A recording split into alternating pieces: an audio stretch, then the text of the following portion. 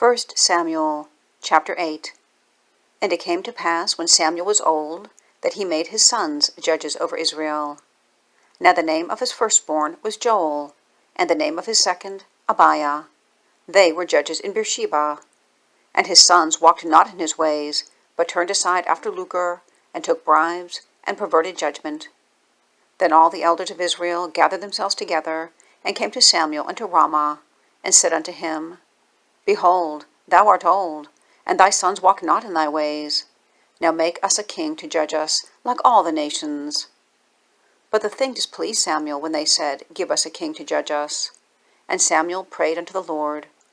And the Lord said unto Samuel, Hearken unto the voice of the people, in all that they say unto thee. For they have not rejected thee, but they have rejected me, that I should not reign over them. According to all the works which they have done, since the day that I brought them up out of Egypt, even unto this day, wherewith they have forsaken me, and served other gods, so do they also unto thee.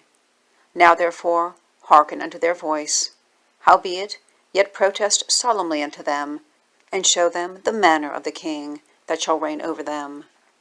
And Samuel took all the words of the Lord unto the people that asked him of a king. And he said, This will be the manner of the king that shall reign over you. He will take your sons, and appoint them for himself, for his chariots, and to be his horsemen, and some shall run before his chariots. And he will appoint him captains over thousands, and captains over 50s, and will set them to ear his ground, and to reap his harvest, and to make his instruments of war, and instruments of his chariots. And he will take your daughters to be confectionaries, and to be cooks, and to be bakers.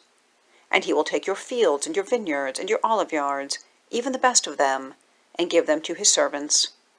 And he will take the tenth of your seed and of your vineyards, and give to his officers and to his servants.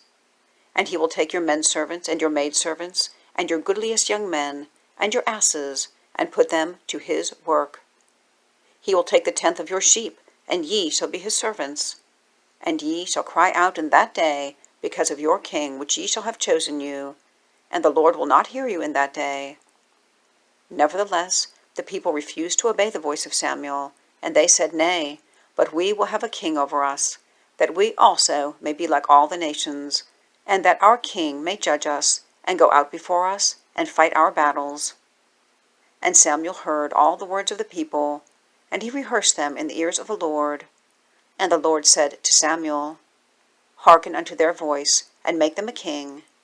And Samuel said unto the men of Israel, Go ye every man unto his city.